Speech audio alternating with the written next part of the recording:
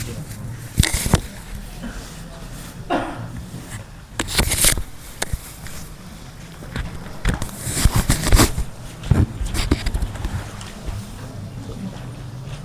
بالله من الشيطان الرجيم بسم الله الرحمن الرحيم قال الملأ من قوم فرعون إن هذا لساحر عليم يريد أن يخرجكم من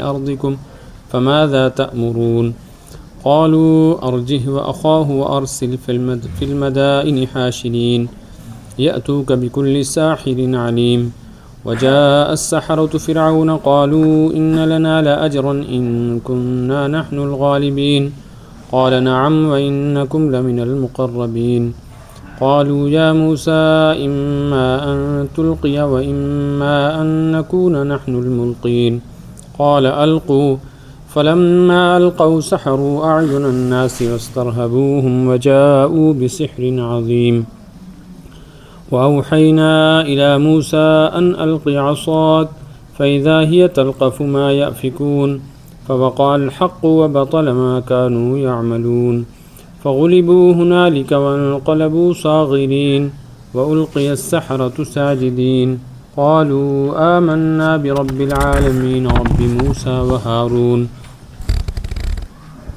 قال فرعون آمنتم به قبل أن آذن لكم إن هذا لمكر مكرتموه في المدينة لتخرجوا منها أهلها فسوف تعلمون لأقطعن أيديكم وأرجلكم من خلاف ثم لأصلبنكم أجمعين قالوا إنا إلى ربنا منقلبون وما تنقم منا إلا أن آمنا بآيات ربنا لما جاءتنا ربنا أفرغ علينا صبرا وتوفنا مسلمين. حضرات انبیاء کرام علیہم الصلوات والتسلیمات کے مبارک تذکرے میں حضرت موسیٰ علیہ السلام کا ذکر چل رہا ہے. حضرت موسیٰ علیہ السلام فرعون کی طرف دین حق کی دعوت کے ساتھ بھیجے گئے.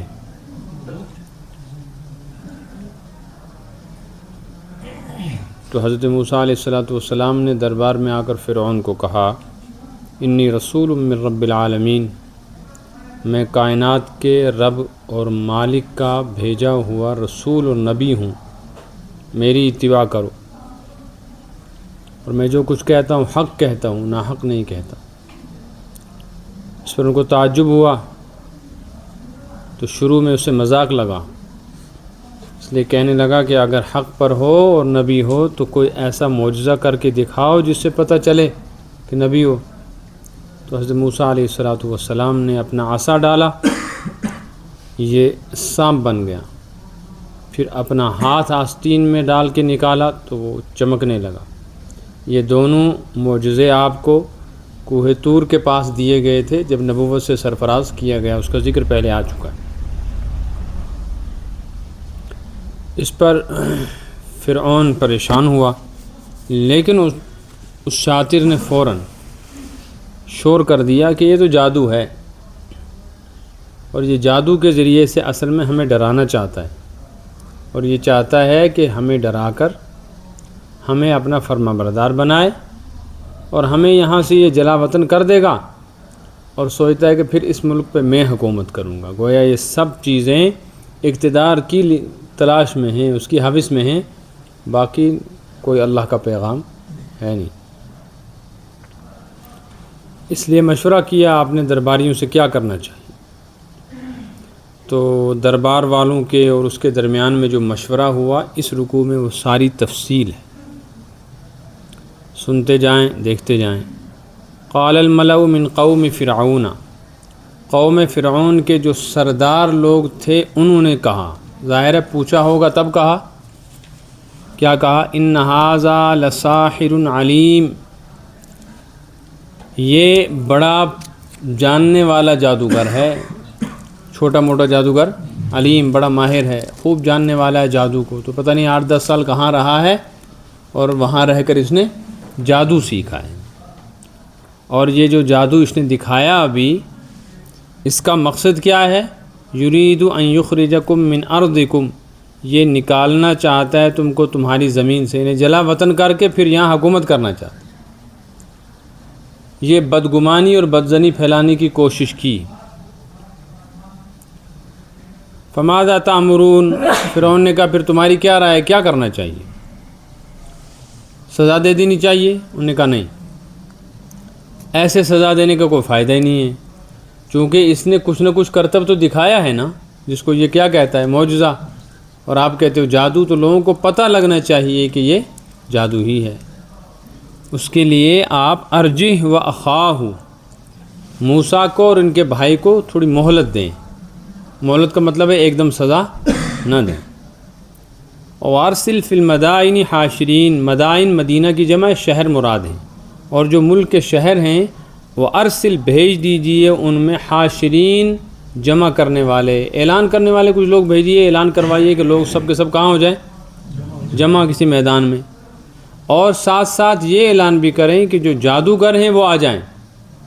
یاتوک بکل ساحر علیم، وہ لے آئیں گے آپ کے پاس ہر جادوگر کو جو جادو کا علم رکھنے، تاکہ وہ بھی اپنا جادو دکھائیں تو پتہ لگ جائے کہ یہ کوئی انوکھی بات نہیں۔ اب اس کے بعد کیا ہوا، قرآن نے وہ تفصیل بیان نہیں کی، ظاہر ہے اس حکم کی تعمیل میں اعلان کروایا گیا ہوگا، اور جو اس ملک کے مشہور جادوگر تھے ان کو بلایا، وقت متعین ہو گیا۔ 19ویں پارے میں اس کی تفصیل آ رہی ہے، دن بھی متعین کیا، جگہ بھی متعین کی، یوم الزینہ، میلے والا دن، پہلے سے کوئی میلہ لگتا تھا وہاں، اس میں لوگ ویسے جمع ہو جاتے تھے۔ لہذا اعلان کے مطابق جاء السحرۃ فرعون، جادوگر پہنچ گئے فرعون کے پاس، اور کہنے لگے کیا حکم ہے؟ انہوں نے کہا ایسا ایسا ہے، ایک آدمی ہے یہاں، اس نے جادو دکھایا، تم بھی جادو دکھا کر اس کے جادو کو توڑو۔ وہ کہنے لگے ہم یہ کام تو کر دیں گے لیکن ہمیں فائدہ کیا ہوگا؟ بادشاہ اگر ہم سے کچھ کام کروانا چاہتا ہے تو انعام بھی تو ایسے ملنا چاہیے۔ کہنے لگے ان لنا لاجرا ان کننا نحن الغالبین، اگر ہم غالب ہوئے یعنی جیت گئے تو کیا ہمیں کچھ اجر وجر ملے گا، کچھ فائدہ، کوئی حکومت کا عہدہ، کچھ انعام اکرام؟ قال نعم، فرعون نے کہا کیوں نہیں، بالکل ملے گا، ہاں ایک تو انعام ملے گا، وَإِنَّكُمْ لَمِنَ الْمُقَرَّبِينَ، اور تم ہو جاؤ گے مقربین میں۔ مقربین کے کیا معنی ہے؟ مقربین کا مطلب ہے کہ تمہیں بھی ہم کچھ عہدے دے دیں گے یہاں، ایک مطلب یہ ہے۔ دوسرے ہے کہ تم ہمارے قریبی لوگوں میں ہوگے، جب تمہیں کوئی کام ہوگا مجھے ڈائریکٹ رابطہ کیا کرو تو تمہارے کام میں کروں گا۔ ٹھیک ہے، اس کے مطابق جگہ پر پہنچے۔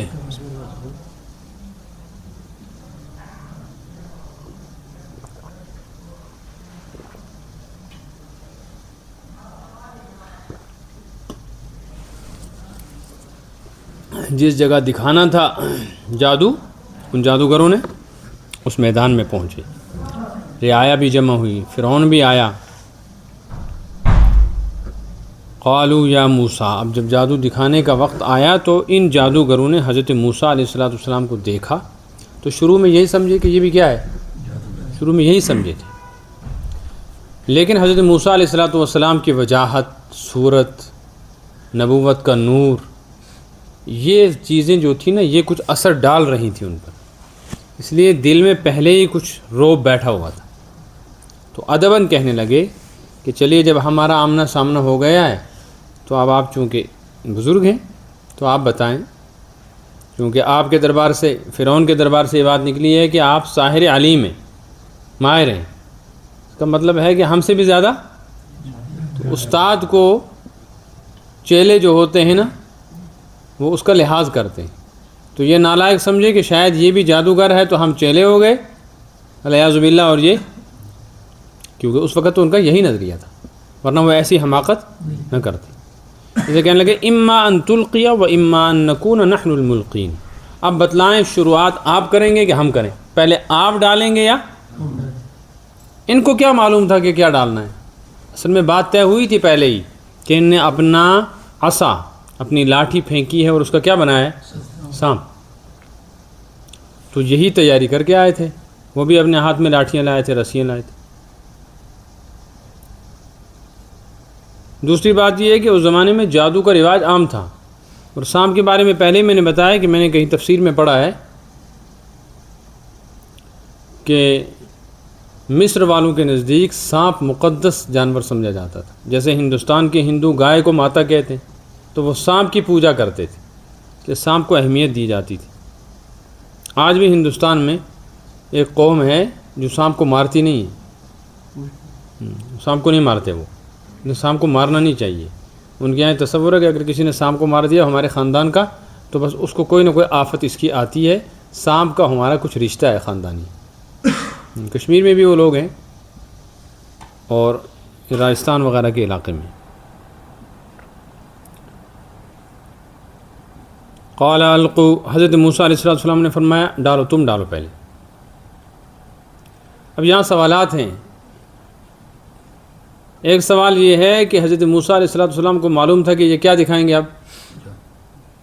تو جادو دکھانا حلال ہے کہ حرام؟ حرام ہے، کرنا ہی حرام ہے، تو نبی کیسے کہتا ہے کہ کرو؟ سوال سمجھ میں آیا؟ حضرت موسیٰ کہہ سکتے تھے نا کہ بھئی تم کچھ مت دکھاؤ، اس لیے کہ تمہارا میرا کوئی مقابلہ ہی نہیں ہے، میں نبی ہوں اور تم کیا ہو؟ لیکن حضرت موسیٰ کہتے نہیں کہ دکھاؤ تم۔ یہ کیوں کیا؟ معجزے کے مقابلے میں جو چیز پیش کی گئی تھی اس میں اور معجزے میں ایک چیز ملتی جلتی تھی، وہ یہ ہے کہ معجزہ ہر کوئی نہیں دکھا سکتا، جادو بھی ہر کوئی۔ معجزہ خرق عادت ہوتا ہے، یعنی عادتاً ایسی چیزیں ہوتی، اور جادو میں بھی یہی ہوتا ہے، نظر بندی ہو جاتی ہے، جو چیزیں دکھائی جاتی ہیں ان کی حقیقت کچھ اور ہوتی ہے۔ تو حضرت موسیٰ علیہ السلام تو اپنا معجزہ دکھا ہی چکے تھے، سوال یہاں یہ تھا کہ ان کو آج بلایا ہی گیا تھا اس لیے کہ وہ اپنا کرتب دکھائیں، جادو دکھائیں، انہیں دکھانا ہی تھا۔ اب اگر پہلے وہ دکھاتے حضرت موسیٰ علیہ السلام تو کمال کیسے ظاہر ہوتا؟ کمال تو تب ظاہر ہوتا جب بعد میں موسیٰ علیہ السلام اپنا معجزہ دکھاتے، اس سے پتہ چلتا کہ یہ ابھی تک جو ہم نے دیکھا یہ سارا تماشا اور کھیل تھا۔ جیسے کرکٹ میچ ہوتا ہے نا، اس میں 2 ٹیمیں ہوتی ہیں، تو پہلی اننگ کون کھیلے گا اس کے لیے وہ پھینکتے ہیں، تو بعض مرتبہ جیتنے کے بعد بھی، ٹاس جیتنے کے بعد بھی ایک جماعت کہتی ہے، ایک ٹیم کہتی ہے نہیں تم کرو بیٹنگ، کیوں؟ تاکہ ہم جلدی جلدی تم کو فارغ کریں، پھر دیکھیں ہم کیسے کھیلیں گے۔ دوسری بات یہ معلوم ہوئی کہ حق کو ثابت کرنے کے لیے کبھی کبھی مجبوری کے موقع پر وقتی طور پہ خاموش رہنا پڑتا ہے، دوسرے کی بات سننی پڑتی ہے۔ بعض مرتبہ کوئی آدمی ایسی غلط باتیں کہتا ہے جو ایمان کے تقاضے کے مطابق برداشت نہیں ہو سکتی، لیکن صورتحال ایسی ہے کہ اگر آپ اس کی بات نہیں سنو گے تو لوگ آپ کی بات کو نہیں سمجھیں گے۔ جیسے یہ دہریے لوگ ہیں، ابھی جو ڈبیٹ آپ نے دیکھا وہ جاوید اختر اور مفتی شمائل صاحب کا، میں نے تو وہ پورا دیکھا نہیں، اس میں تھوڑا سا میں نے دیکھا، تو اس میں ایک جگہ وہ کہتا ہے الیاذ باللہ ثم الیاذ باللہ نقل کفر نہ باشد، کفر کی بات کو اس لیے نقل کرنا کہ لوگوں کو پتہ لگے یہ کلمہ کفر ہے، یہ کفر نہیں، لیکن پھر بھی بہرحال غلط بات ہے۔ تو وہ کہتا خدا اس وقت کیا کر رہا تھا، کہاں تھا؟ تو مومن یہ بات سن کے برداشت، لیکن اس نے بہت ٹھنڈے دل سے مفتی شمائل صاحب نے یہ بات سنی، کیوں؟ جواب دینا تھا نا۔ اب اگر وہاں ہنگامہ کرتے، ہاتھا پائی کرتے تو جو مقصد تھا وہ پورا ہی نہ ہوتا۔ اس لیے بعض مرتبہ فاسق فاجر لوگوں کی، کافروں کی، یہود و نصارہ کی وہ باتیں جو قابل اعتراض ہوتی ہیں وہ سننی پڑتی ہیں، اور دل پہ پتھر رکھنا پڑتا ہے، برداشت کرنا پڑتا ہے، تاکہ جواب سامنے آئے اور باقی لوگ کم از کم بات سمجھیں۔ فلما القوا، پھر جب انہوں نے ڈالا، کیا ڈالا؟ جو ان کے پاس لاٹھیاں تھیں، رسیاں تھیں، سحروا اعین الناس، اب قرآن کیا کہہ رہا ہے؟ سحروا، انہوں نے جادو کر دیا لوگوں کی آنکھوں پر، کچھ نہیں بدلا، وہ لاٹھیاں لاٹھیاں رہیں اور رسیاں، البتہ انہوں نے نظر بندی کر دی۔ جادو کی کئی قسمیں ہیں۔ جادو بعض مرتبہ جسم پر ہوتا ہے کہ انسان کسی تکلیف میں مبتلا ہو جاتا ہے، بعض مرتبہ مال پہ ہوتا ہے کہ روزگار انسان کا جو ہے اس میں اتار چڑھاؤ پیدا ہو جائے، بعض مرتبہ خیال پر ہوتا ہے، اور کچھ نہیں ہوگا انسان کے خیالات قابو میں کر لیے جاتے ہیں۔ یہ ایک علم بھی ہے جس کو مسمرزم کہتے ہیں. کیا کہتے ہیں انگریزی میں؟ ہپناٹزم. دوسرے سامنے والے کے اوپر ایسا اثر ڈالنا کہ وہ بالکل اپنی حالت میں کوئی تکلیف نہیں محسوس کرے گا، لیکن اس کے جو خیالات ہیں وہ میرے کنٹرول میں آ جائیں. اور یہ مستقل ایک علم ہے ہپناٹزم جو ہے مسمرزم. اس میں اتنا زبردست اثر ہوتا ہے سامنے والوں میں کہ وہ سامنے بیٹھا ہے، آپ ادھر بیٹھا، آپ سوچتے رہو وہ کرتا رہے گا. آپ سوچو کہ کپڑے نکالو وہ کپڑے نکال دے گا بھری مجلس میں. آپ سوچو کہ چاقو اٹھا کے ناک کاٹو تو اپنا ناک کاٹ دے گا، کان کاٹو تو کان کاٹ دے گا. آپ کو کہنا کچھ نہیں، صرف سوچنا ہی. اسی طرح ان لوگوں نے آنکھوں پر کیا تھا جادو کہ آنکھیں وہیں تھیں، چیزیں لاٹھی اور رسی بھی وہیں تھی، مگر ان کو نظر کیا آ رہا تھا کہ سانپ بن گئے. وَاسْتَرْهَبُوهُمْ، اور قرآن کہتا ہے انہوں نے ان پہ ہیبت طاری کر دی. ایسا جادو کیا سب لوگ اس جادو کی وجہ سے گھبرا گئے. ان کی صورتیں ہی، تصور ہی ان کا، خیالات ہی ان کے بدل کر رہ گئے. ان کی آنکھوں پہ ایسے پردے ڈالے گئے کہ ان کو نظر ہی نہیں آ رہا تھا کہ ہو کیا رہا ہے. وَجَاءُوا بِسِحْرٍ عَظِيمٍ، اور یہ لائے تھے بہت بڑا جادو. قرآن خود کہتا ہے کہ انہیں جو جادو کیا کوئی چھوٹا جادو نہیں تھا، بہت بڑا جادو تھا. اس سے معلوم ہو جادو بعض مرتبہ بڑا خطرناک ہوتا ہے اور اس کی حقیقت کا انکار نہیں کیا جا سکتا. جادو حقیقت ہے اور ہوتا ہے. البتہ کرنا حرام ہے، کرانا بھی حرام ہے. اور کرنے کرانے والے جو ہیں، جو اس کے عادی ہوتے ہیں، اگر وہ توبہ نہ کرے تو حالت کفر پہ موت آتی ہے ان کی. یہ پہلے پارے میں تفصیل آ چکی ہے. وما کفر سلیمان ولکن الشیاطین کفروا یعلمون الناس السحر، لیکن شیطان کافر ہیں، لوگوں کو کیا سکھاتے ہیں؟ جادو. اس لیے معلوم ہوا کہ جادو اصل میں کفر کا ایک حصہ ہے. وَأَوْحَيْنَا إِلَىٰ أُمِّ مُوسَىٰ وَأَوْحَيْنَا إِلَىٰ مُوسَىٰ أَنْ أَلْقِ عَصَاكَ، اللہ فرماتے پھر ہم نے موسیٰ علیہ السلام کی طرف وحی بھیجی، ان الق عصاک، اب آپ اپنی لاٹھی پھینکی. حضرت موسیٰ نے خود نہیں پھینکی. معجزہ خود نبی نہیں دکھا سکتا، معجزہ دکھانے میں اللہ کی قدرت کا عمل دخل ہے. ورنہ قرآن یہ بھی کہتا نا کہ انہوں نے ڈال دیا، پھر موسیٰ نے بھی ڈالی اپنی لاٹھی. قرآن کہتا نا موسیٰ علیہ السلام نے لاٹھی نہیں ڈالی، وہ جانتے تھے کہ میری لاٹھی جانے سے کچھ نہیں ہوگا. اب وہ انتظار کر رہے تھے کہ ادھر سے حکم آئے تاکہ کچھ تبدیلی پیدا ہو اس میں. اللہ فرماتے اوحینا، ہم نے وحی کی موسیٰ علیہ السلام کی طرف پیغام. کیسے؟ یا تو فرشتے نے آ کر کہا یا دل میں بات ڈال دی. ان القی عصاک، کہ آپ اپنی لاٹھی کو ڈالیں. یہ تیسری مرتبہ ڈالا ہے. اس سے پہلے 2 مرتبہ ڈال چکے ہیں. ایک تو کوہ طور پہ جب رات کو وہ آگ لینے کے لیے گئے تھے وہاں، دوسرا فرعون کے دربار میں، اور آج تیسری مرتبہ. فَإِذَا هِيَ تَلْقَفُ مَا يَأْفِكُونَ، تو اچانک یہ نگلنے لگا. یہ عصا جو تھا اس نے منہ کھولا اور بغیر چبائے جو وہ لاٹھیاں واٹھیاں وہ نظر آ رہی تھیں نا ان کو سب کو، ما یافکون، جو انہوں نے وہاں یہ ناٹک کیا تھا، اس ناٹک کی صورت میں جو ان کو چھوٹے چھوٹے سانپ نظر آ رہے تھے وہ سب کے سب موسیٰ علیہ السلام کے عصا نے کھا لیے، نگل لیے.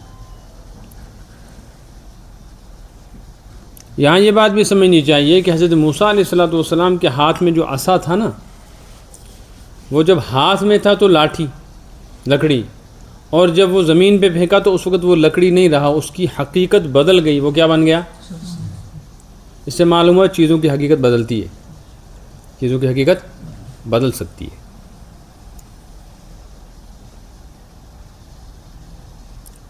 اور وہ جو باقیوں نے دکھایا تھا وہ تو جادو تھا، اس میں حقیقت بدلتی نہیں، بس شکل بدلتی ہے، نظر آتا ہے کچھ اور، حقیقت میں وہ ایسے. فوقع الحق، حق ثابت ہو گیا، یعنی نبوت ثابت ہو گئی. وبطل ما كانوا يعملون، اور جو وہ کر رہے تھے فرعونی لوگ اور یہ جادوگر، بطلا وہ سب برباد ہو گیا، اس کی کوئی حقیقت نہیں رہی، وہ سب مٹ گیا. فغلبوا هنالك، وہیں وہ لوگ شکست کھا گئے، ہار گئے سارے کے سارے جادوگر. وانقلبوا صاغرین، وانقلبوا، اور واپس ہوئے ذلیل ہو کے. یہ کون واپس ہوئے ذلیل ہو کے؟ ہارے کون؟ ہارے جادوگر، ہارے، اور واپس ذلیل ہو کے جادوگر نہیں ہوئے، واپس ہوئے وہ جو تماشا دیکھنے والے فرعون والے تھے. اصل میں تو وہ تھا نا، ان کے ساتھ مقابلہ تھا. یہ جو تھے یہ نہیں واپس ہوئے، نہ یہ ذلیل ہوئے، ان کو تو عزت مل گئی. ان نے جب دیکھا کہ یہ کیا ہوا، قرآن کہتا القی السحرۃ ساجدین، یہ سب کے سب سجدے میں پڑ گئے. سجدے کا ایک مطلب تو یہ کہ حقیقت میں سجدہ کیا، اور ایک مطلب یہ ہے کہ انہوں نے یہ تسلیم کر لیا کہ آپ ہمارے بڑے ہیں، جو آپ کہیں گے ہم مانیں گے، ہم یہ سمجھ گئے کہ یہ جادو وادو نہیں، ہم آپ کی اطاعت کرنے کو تیار ہیں۔ قالوا آمنا برب العالمین، اور اعلان کیا انہوں نے کہ ہم ایمان لے آئے رب العالمین پر، موسیٰ علیہ السلام کے رب پر ایمان لائیں، رب موسیٰ و ہارون، اس پر ایمان لائے جو موسیٰ اور ہارون کا رب ہے۔ ان کو کیسے پتہ چلا تھا؟ پہلے ہی بتا دیا گیا تھا نا کہ تم کو جس آدمی سے مقابلہ کرنا ہے وہ کہہ رہا ہے کہ میں اللہ کا نبی ہوں، اور میں اور میرا بھائی ہارون اللہ کی طرف سے رسول بنا کر، نبی بنا کر بھیجے گئے ہیں، اور یہ فرعون کو دعوت دے رہا ہے اپنے دین کی۔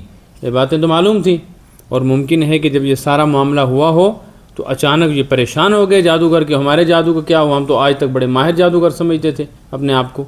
تو انہیں بات کی ہو، حضرت موسیٰ علیہ السلام نے ان کو دعوت دی ہو، بس انہیں دعوت قبول کر لی، ابھی وہ وہیں بیٹھے ہوئے تھے۔ قال فرعون ذلیل ہوا، اور اس نے پھر چیخ کر کہا آمنتم بہ، تم اس پر ایمان لے آئے ہو، اسی کے لیے تو تم کو بلایا گیا تھا کہ اس کو ہراؤ، تم نے اسی کی بات مان لی۔ قبل ان آذن لکم، میری اجازت سے پہلے ہی، دعوت تو میں نے تمہیں دی، بلایا میں نے، مہمان تم میرے ہو، اور میری اجازت سے پہلے کیا کیا؟ ایمان لے آئے۔ اب فرعون کے لیے بڑی پریشانی تھی کہ اس ماحول کو دیکھ کر باقی جو لوگ ہیں سارے کے سارے مومن ہو سکتے ہیں، کم از کم ان کو تو روکوں۔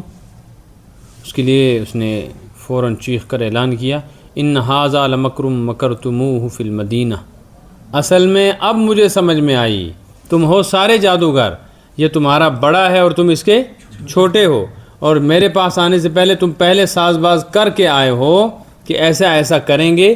تم نے یہ ساز باز اس لیے کی ہے لتخرجوا منہا اہلہا، تاکہ تم ہمیں یہاں سے نکال کر یہاں حکومت کرو، ایسا ہم ہونے نہیں دیں گے۔ تو لوگوں کا ذہن پھیر دیا۔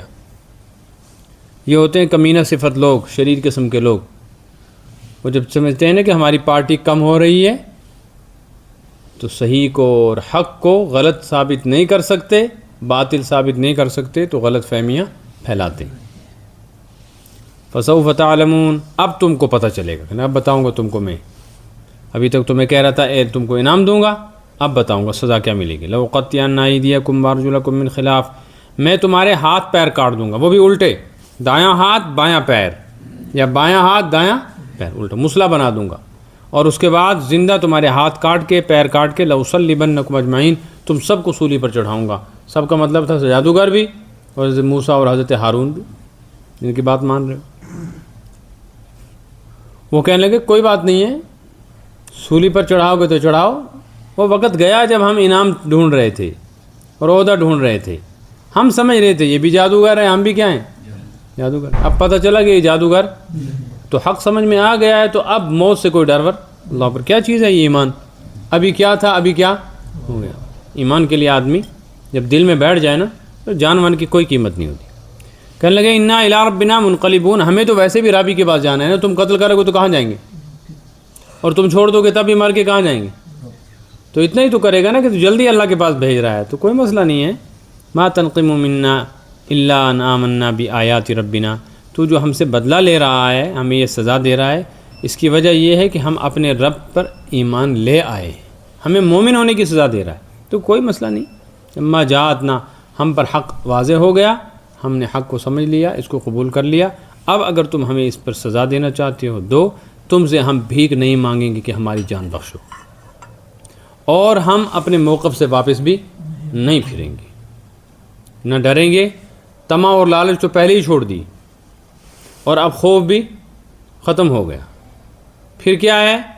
ربنا افرغ علینا صبرا وتوفنا مسلمین، فوراً دعا کی طرف متوجہ ہوئے کہ پروردگار سخت حالات اور آزمائش میں پھنس گئے، ابھی عزت کے ساتھ بلایا گیا تھا، اب ذلیل کیا جا رہا ہے، ابھی انعام اور اکرام دینے کے وعدے تھے، اب سولی پر چڑھانے کی باتیں ہو رہی ہیں، لیکن ہم سمجھ چکے ہیں بات، اب تجھ سے مدد مانگتے ہیں۔ افرغ علینا صبرا، ہم پر اپنا صبر اتار، وتوفنا مسلمین، اور موت دے تو اس حالت میں کہ اسلام والے ہوں، ایسا نہ ہو ان کی سختیوں سے تنگ آ کر پھر کفر کی کوئی بات کر بیٹھیں۔ اس سے معلوم ہوا اسلام پہ موت آ جانا ہی زندگی کا مقصد ہے۔ جو آدمی کسی بھی حالت میں زندگی گزار کے مرتے وقت کیا رہ گیا، مسلمان اور حالت ایمان میں اس کی موت آ گئی، یہ تو طے ہے کہ اللہ نے جس مقصد کے لیے پیدا کیا تھا وہ مقصد پورا ہو گیا، وہ مقصد پورا ہو گیا۔ البتہ گناہ ہیں، خطائیں ہیں، لغزشیں ہیں، اللہ کا اس کے ساتھ کیا معاملہ ہوگا، لیکن جو بھی ہوگا بطور علاج ہوگا، بطور سزا نہیں ہوگا۔ مومن کو جو سزائیں آخر میں دی جائیں گی وہ ایسے جیسے بیمار کا علاج ہسپتال میں کیا جاتا ہے، اور کافر کو جو کچھ آخر میں ملے گا وہ ایسا ہے جیسے جیل اور تھانے میں ڈنڈے پڑتے ہیں، کہ کاٹ چھانٹ اس کی بھی چل رہی ہے ہسپتال میں اور ڈنڈے اس کو بھی پڑ رہے ہیں، مگر دونوں میں فرق ہے۔